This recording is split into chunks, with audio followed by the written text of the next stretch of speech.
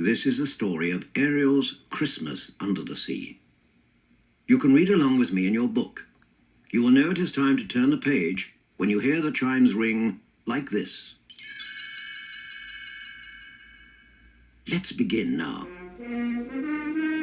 Princess Ariel loved nothing more than to dream about life in the human world. But her father, King Triton, ruler of all the merfolk who lived deep down in the sea, had forbidden all his subjects to visit the surface. He thundered to his daughters. Humans are barbarians! I don't want to see you wind up on one of their hooks. But Ariel secretly defied her father and often swam to the surface to bask in the warmth of the sun's rays. This one morning was no different.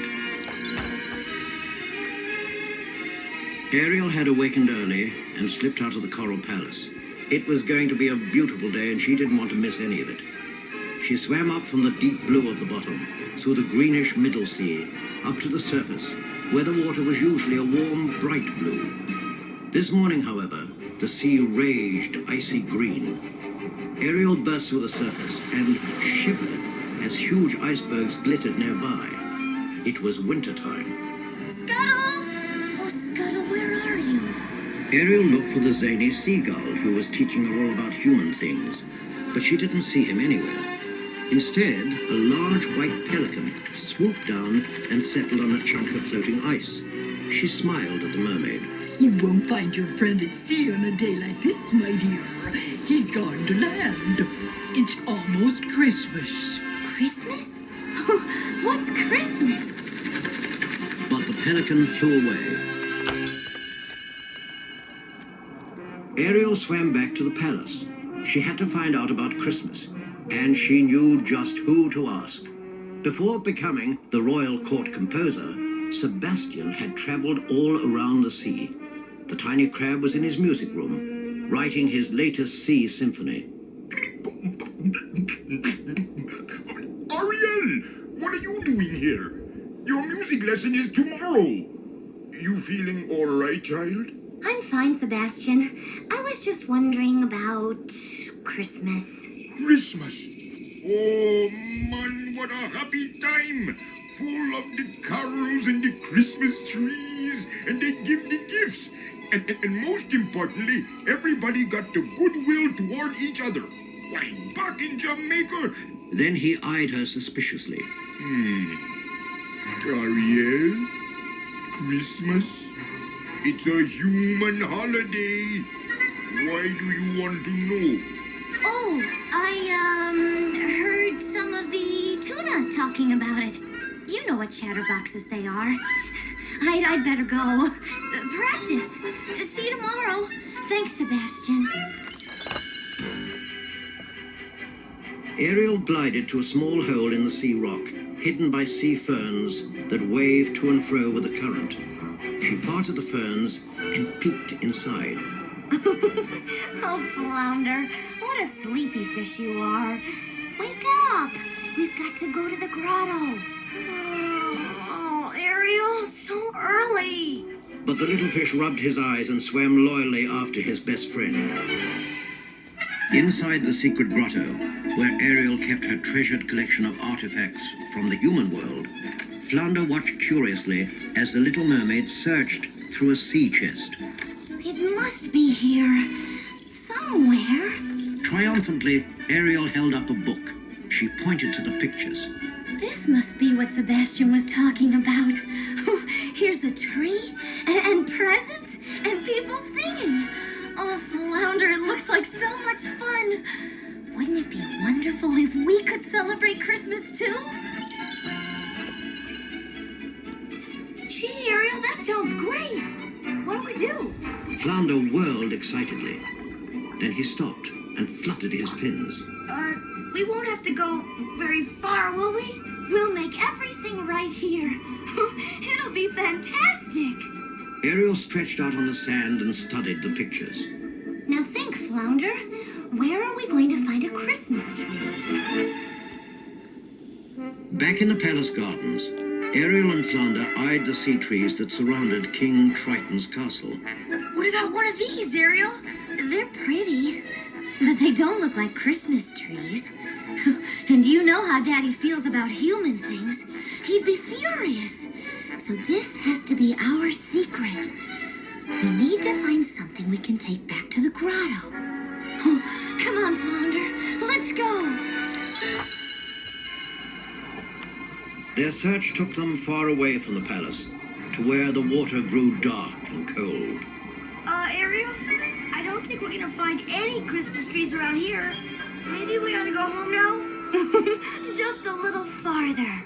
Ariel kept right on swimming until she rounded a bend in the sea rock. Flounder, come here. Look what I found. Flounder dashed after her. I'm coming, Ariel.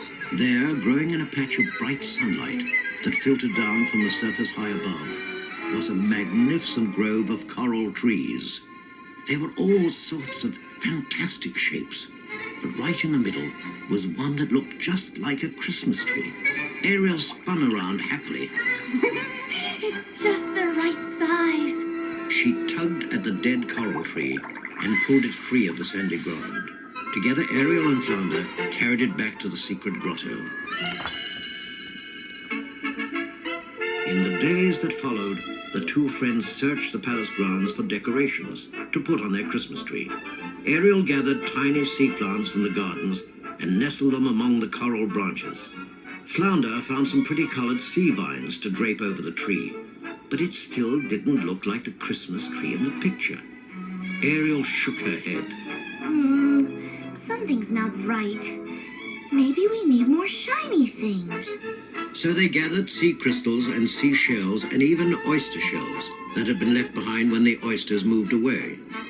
Ariel cracked open the empty shells, admiring the beautiful colors inside.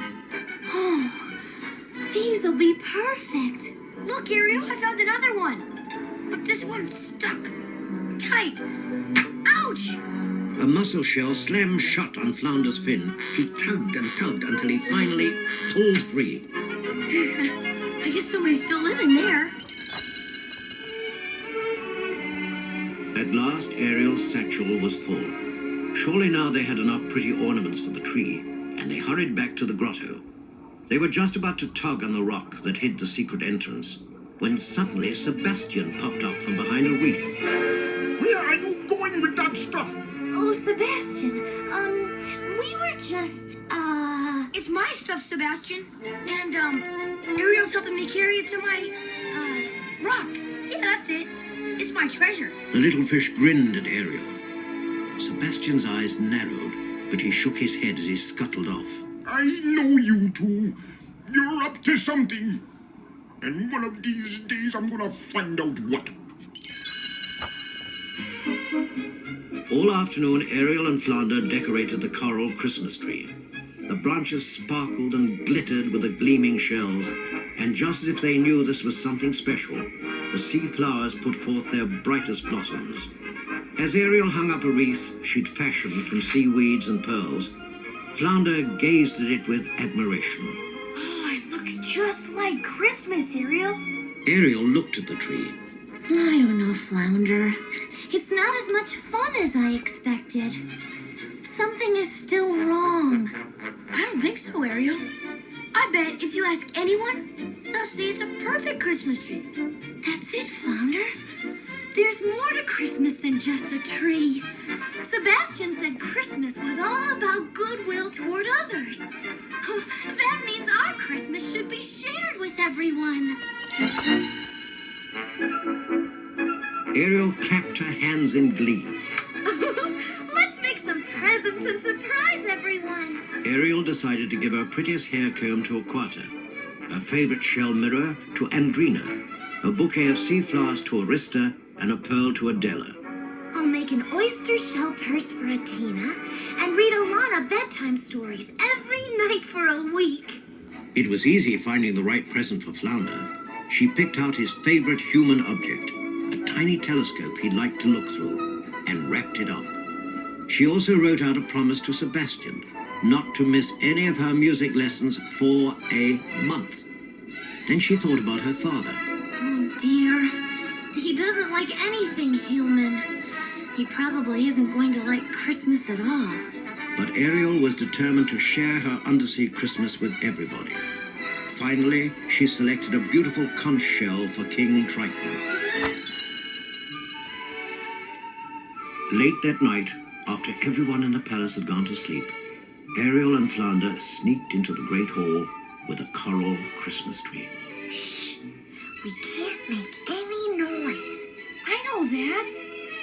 Ariel, I'm not a guppy anymore. All night long, they decorated the great hall, working by the soft green light of phosphor lamps, just bright enough to see by, but not bright enough to wake anyone. Along the amber windowsills, Ariel hung stockings made from fishnets and filled them with tiny trinkets and pretty shells. Once again, the Little Mermaid and Flounder decorated the coral Christmas tree. The flowering plants waved softly in the current, sending up tiny bubbles that nestled in the coral, sparkling like diamonds in the night. Just before dawn, Ariel crowned the coral tree with a 5-pointed sea star, and Flounder placed their presents underneath. As morning's first light filtered down into the palace, Sebastian clattered into the great hall. Ah! Jumping jellyfish! It's Christmas! Ariel beamed as her sisters swam in. Surprise! Sebastian laughed. Man, I didn't expect to see another Christmas ever again. Just like in Jamaica. Merry Christmas, everybody! Merry Christmas! Suddenly, King Triton swept into the hall. What's the meaning of this? Ariel, what have you done? It's Christmas, Daddy. I know it's human, but it's about making people feel good. And it makes me feel so good to share it with all of you. I tried to keep it a secret, but I just couldn't. There's so much I want to give. She's got the spirit of Christmas, all right. Sebastian sidled over to the king. Your Majesty, this is a time of goodwill toward everyone. King Triton glared at the little crab. You too, Sebastian? Ariel handed King Triton the beribboned conch shell. This is for you, Daddy. So you can hear the sounds of your whole kingdom. The king held the conch shell to his ear. He could hear the sea full of the joyful sounds of his happy subjects. Triton looked at Ariel, her face shining with love and hope. He smiled. So be it. Christmas is a time of goodwill toward all. Sebastian grinned. And a time for the Christmas carols. Listen, everybody, we got some songs to sing. All right, is everybody ready? Ariel? Flounder? Your Majesty? Yes. All right, now, here we go. Deck the halls with shells and the seaweed. La la la la la la la la la. Lots of sea stars, that is what we need. La la la la la la la la la. Wear your shiny pearls and the coral. La la la la la la la la. Come on now, while we sing this Christmas a carol. La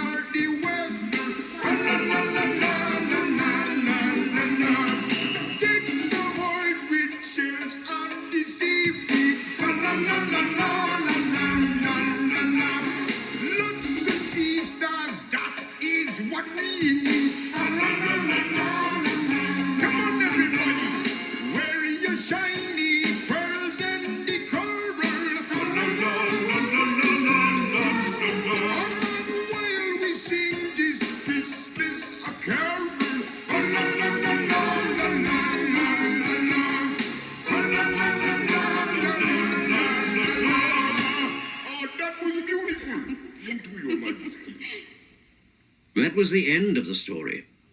If you would like to hear it again, just turn the tape over.